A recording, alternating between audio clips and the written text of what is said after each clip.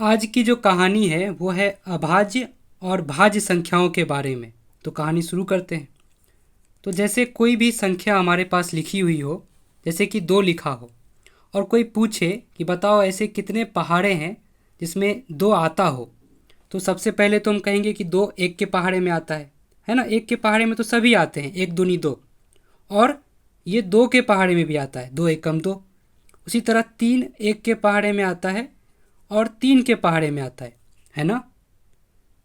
सही है ना। और 5 एक के पहाड़े में आता है, एक के पहाड़े में सभी आते हैं तो आंख बंद करके एक लिख दिया। और 5 के पहाड़े में आता है, 5 एकम 5। उसी तरह 7 एक के पहाड़े में आता है और 7 के पहाड़े में आता है, अपने खुद के पहाड़े में आता है। ये जो नंबर लिख रहे हैं ना, 2 एक के पहाड़े में आया और अपने खुद के पहाड़े में यानी कि 2 के पहाड़े में आ गया। उसी तरह 3 जो है एक के पहाड़े में आया और अपने खुद के पहाड़े में यानी कि 3 के पहाड़े में आया। 5 भी उसी तरह एक में और अपने खुद के पहाड़े में आ गया। 7 भी एक में और अपने खुद के पहाड़े में आ गया 7 में। 8, अब यहाँ पे थोड़ी सी दिक्कत है क्योंकि ये एक के पहाड़े में भी आएगा और अपने खुद के पहाड़े में भी आएगा, 8 में भी आएगा, लेकिन बीच में भी और भी कई संख्याएं हैं जिसमें ये आएंगे। तो जैसे कि ये 1 में भी आएगा और 8 में भी आएगा। और 8 जो है वो 2 के पहाड़े में भी आता है, 2 चौके 8। और ये 4 के पहाड़े में भी आता है, 4 दूनी 8। तो ऐसे 4 पहाड़े हैं, 1 2 3 4, है ना। 4 पहाड़े हैं जिसमें 8 आता है। समझ में आ रहा है ना। उसी तरह 9 जो है 1 के पहाड़े में आएगा, 3 के पहाड़े में आता है, 3 तिया 9, और 9 के पहाड़े में आता है और कोई पहाड़ा नहीं है। इतना ठीक है। अब हम कहानी शुरू करते हैं। अब ऐसे लोग जो कि 1 के पहाड़े में और अपने खुद के पहाड़े में आते हैं, वो इतने यहाँ पे कैसे ऐसे लोग कितने हैं? 2 है, 3 है, 5 है और 7 है ना। और भी होते हैं लेकिन हमने सिर्फ यहाँ पे 4 एग्जाम्पल दिए हैं कि ऐसे लोग जो 1 के पहाड़े में और अपने खुद के पहाड़े में आते हैं उन्हें हम अभाज्य संख्याएं कहते हैं। कौन सी संख्याएं? अभाज्य। तो ये जितने लोग हैं यहाँ पे लिखे हुए, इसको ऐसे करके यहाँ से यहाँ, ये कैसे लोग हैं? ये अभाज्य लोग हैं। तो कहने का ये मतलब है कि ये जो अभाज्य संख्याएं हैं वो सिर्फ 2 ही पहाड़े में आते हैं, 1 के और अपने खुद के। तो 2 से ज़्यादा के पहाड़े में अगर आ गए तो वो अभाज्य नहीं भाज्य कहलाएंगे। जैसे ये दोनों जो हैं बेचारे, यहाँ पे वो ये तो 4 पहाड़े में आ गया और ये 3 पहाड़े में आ गया, तो इन्हें हम भाज्य कहेंगे, है ना। ये भाज्य हो गए, ये अभाज्य नहीं भाज्य हैं क्योंकि ये 1 2 से ज़्यादा के पहाड़े में आ रहे हैं।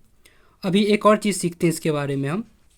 अब इन्हें सोचने का एक और तरीका ये है कि जो ज़्यादातर लोग सिखाते भी हैं कि कोई ये पूछे कि बताओ ऐसे कितने संख्याएं हैं जो 2 को भाग कर सकती है, जिससे 2 विभाजित हो जाएगा। यानी कि किस संख्याओं को उठा लें और 2 को भाग दें तो वो भाग हो जाए, कोई शेषफल ना बचे, कोई रिमाइंडर ना बचे, है ना। तो 1 से अगर हम 2 को भाग देंगे तो भाग चला जाएगा, 1 दूनी 2, है ना। भाग देने का यार मतलब है कि जैसे 2 को भाग देना हो 2 से, तो 2 एकम 2, तो शेषफल क्या बचा? शून्य, है ना। शेषफल कोई नहीं बचा, शेषफल नहीं आना चाहिए, शून्य होना चाहिए। तो 1 से अगर हम भाग देंगे 2 को, दे सकते हैं तो विभाजित हो जाएगा। 2 से अगर भाग देंगे तो वो भी भाग चला जाएगा, है ना, विभाजित हो जाएगा। तो ये एक दूसरा तरीका है सोचने का। लेकिन 8 को तो भाग देने वाले बहुत सारे लोग हैं, 1 भी भाग दे देगा, 2 भी दे देगा, 4 भी दे देगा, 8 भी दे देगा, है ना। अब जैसे भी आसान लगे समझने का तरीका।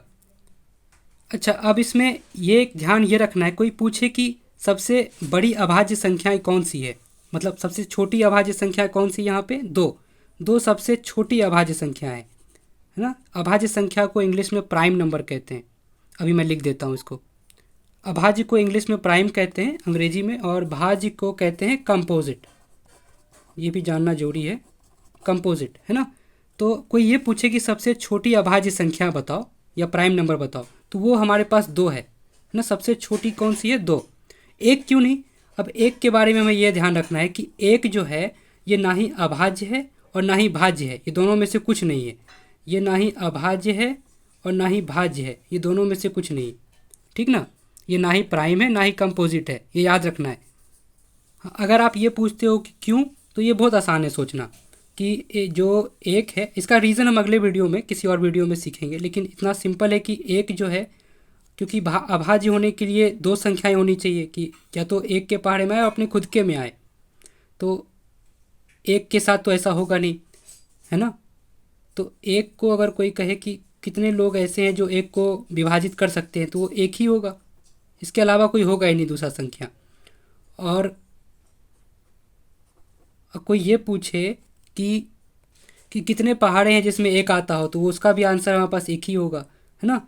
तो वो इस कहानी में फिट नहीं बैठता है, ये अलग है इन लोगों से। इसीलिए हम इसे प्राइम या कंपोजिट, अभाज्य या भाज्य की संख्याओं में नहीं रखते एक को। तो सबसे छोटी अभाज्य संख्या है दो, और कोई सबसे बड़ी पूछे तो उसका कोई जवाब नहीं है। सबसे अभाज्य संख्या शुरुआत दो से होती है, लेकिन ख़त्म कहाँ पे होती है इसका कोई किसी को पता नहीं, ये हम नहीं बता सकते, ये अनंत है, इनफाइनाइट। प्राइम नंबर्स जो अभाज्य संख्याएं होती है वो बहुत सारे हैं, इसे नहीं गिना जा सकता, इसे गिनने का कोई तरीका नहीं, और अंत में कौन सी अभाज्य संख्या होती है इसका जानने का कोई तरीका नहीं, है ना। तो वो इनफाइनाइट हो गया, अनंत तक जाती है, दो से शुरू होगी और इनफाइनाइट तक जाएगी अभाज्य संख्याएं। उसी तरह भाज्य संख्याएं भी, उसी तरह सबसे छोटी भाज्य संख्याएं पूछे, ये तो मैंने एग्जाम्पल लिखा है, इसको नहीं याद करना है ना, ये तो मैंने अपने मन से लिख दिया है। अब सबसे छोटी भाज्य संख्या कोई पूछे तो देखो, दो तो अभाज्य हो गया, ऐसे गिनना शुरू करेंगे, एक को ऐसे गिनेंगे, एक को किसी में रखना नहीं है, ये बेकार है। दो से शुरू होगा, दो अभाज्य है ना, क्योंकि एक के पहाड़े में आता है और सिर्फ दो के पहाड़े में आता है, दो इसलिए अभाज्य है। तीन भी अभाज्य है, एक में आता है, तीन में आता है ना, तीन के पहाड़े में। चार, तो चार जो है ये संख्या जो है ये भाज्य है ना, चार सबसे छोटा भाज्य संख्या है। तो चार से शुरुआत होती है इसकी, किसकी, भाज्य संख्या की। समझ में आ रहा है ना। अब फिर वही घिसी पिटी बात, सबसे बड़ी बता दो तो वो हमें नहीं पता भैया, है ना। सबसे बड़ी तो कुछ भी हो सकती है ना, कि किसी ने अगर मान लो कोई भी कितनी भी बड़ी संख्या लिखेगा, कोई भी एक पे अगर कितना भी जीरो लगा दे, कोई एक और आएगा वो एक और जीरो लगा देगा, दूसरा आएगा एक और जीरो बढ़ा देगा, तो हम कुछ कह नहीं सकते ना कितनी ये इसकी एंड कहाँ पे होगी, ख़त्म कहाँ होगा, सबसे बड़ी भाज्य संख्या कौन सी होगी, तो हम नहीं बता सकते, वो अनंत है। तो अभाज्य भी अनंत है, भाज्य भी अनंत है, ठीक।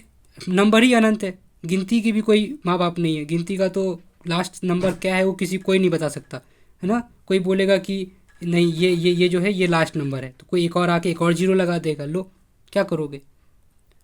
तो इसमें तो इतनी कहानी है। अगर मुझसे कोई भी इसमें कुछ छूट गया हो बताना, या फिर कुछ भी समझ में नहीं आया हो, तो आप ज़रूर बताना कमेंट में मुझे कि इसमें क्या समझ में नहीं आया। तो भाज्य और अभाज्य में तो इतना ही है, इतना ही नाटक है, इससे ज़्यादा तो कुछ नहीं है इसमें, ठीक है ना। तो ये हो गया हमारा अभाज्य और भाज्य संख्या के बारे में।